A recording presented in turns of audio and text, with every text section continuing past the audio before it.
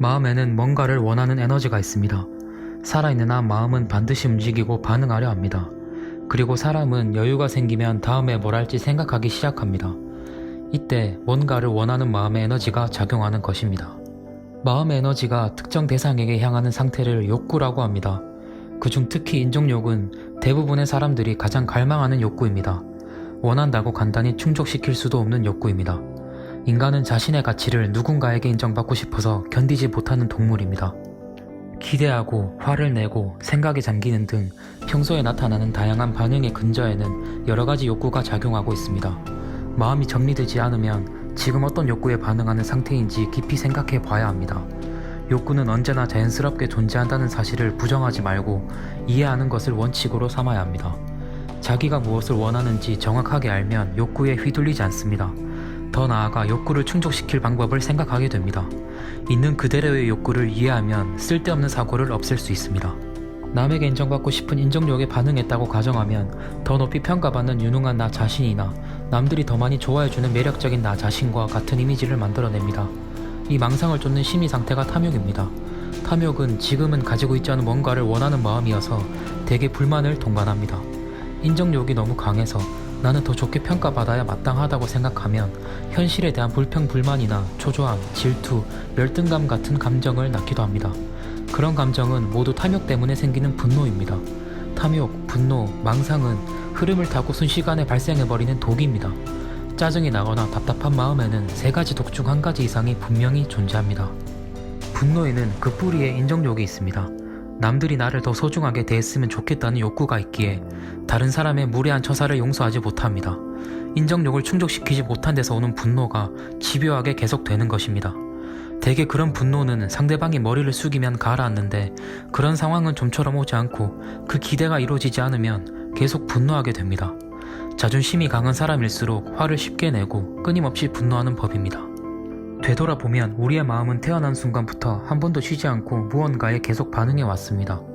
잠을 자고 있을 때조차 악몽을 꾸거나 커다란 소리에 깜짝 놀라 눈을 뜨곤 합니다. 모두 마음이 반응하고 있어서 일어나는 일입니다.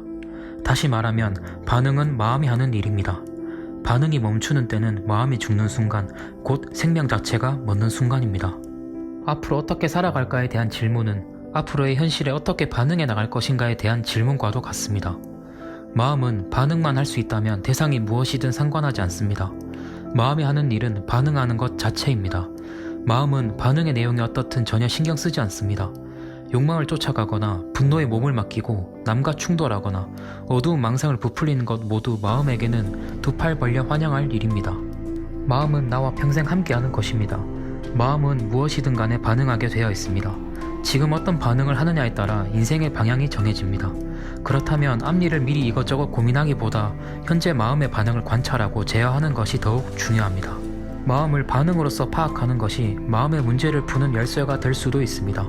마음의 에너지는 욕구에 따라 생기는 반응이며 강한 반응은 겉으로 드러나게 되고 이러한 반응에서 오는 것이 잡념의 정체입니다. 잡념을 버리는 첫 번째 방법은 내가 지금 하고 있는 생각들을 있는 그대로 직시하고 알아차리는 것입니다. 잡념이 있는 상태를 쉽게 말하면 마구잡이로 반응하는 상태입니다. 사고나 감정이 들끓고 있는 마음의 밑바닥에는 의식이라는 마음의 기능이 존재합니다. 의식은 마음의 가장 깊은 곳에 있는 기능입니다. 의식은 외부의 자극에 반응하기 전에 마음 상태로 유쾌함이나 불쾌함 등의 반응은 하지 않습니다. 의식은 중립적이며 온화하고도 빈틈없는 강력한 에너지를 가진 마음의 기능입니다. 의식을 사용하는 것이 알아차림입니다. 알아차리면 알아차릴수록 마음의 표층부에는 반응하던 감정이나 사고가 얌전해집니다.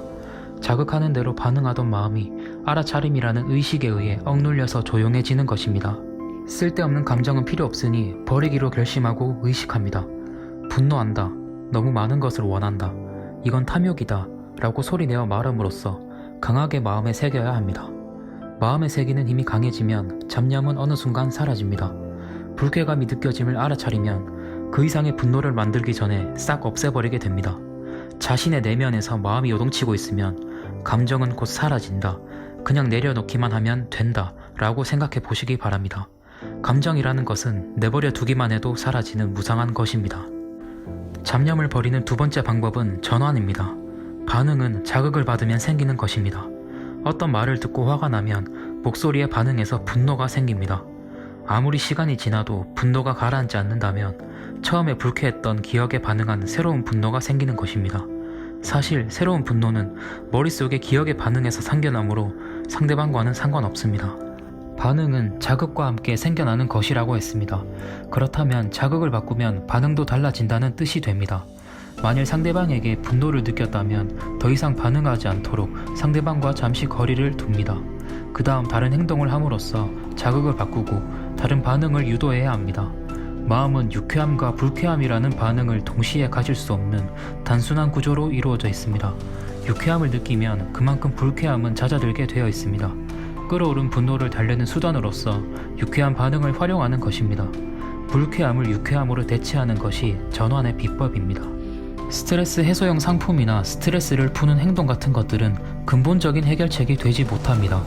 분노로 반응하는 패턴은 그대로 남고 단지 행동으로 옮기는 루트가 하나 더 늘어날 뿐인 것입니다. 어떤 행동을 함으로써 답답한 감정을 해소하는 효과가 있다고 여기는 건 사실입니다. 그러나 일시적으로 마음이 안정된 듯이 느껴질 뿐입니다. 분노로 반응하는 패턴은 그대로 남아서 같은 상황이 벌어지면 똑같이 화를 내게 됩니다. 분노의 감정을 알아차리고 내려놓는 방법을 쓰면 스트레스가 자연스럽게 해소될 수 있습니다. 사람은 결코 불쾌를 받아들이지 않습니다.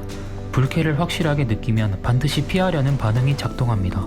지금의 자신이나 생활을 바꾸고 싶다면 불쾌를 자각하는 것이 결정적인 동기가 될 수 있습니다.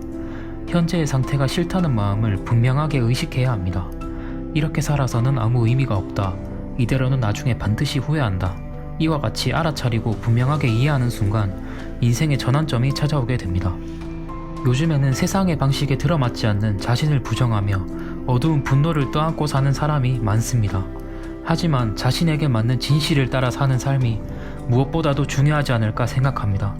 진실은 사람에 따라 다를 것입니다. 사람마다 진실에 도달하는 길이 각자 다르게 열려 있을 거라고 생각합니다. 사회가 어떤 사고로 움직이든 자신에게 맞는 진실과는 상관없습니다.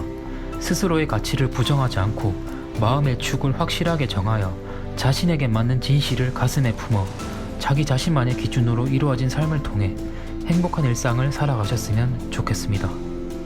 인생 최적화였습니다.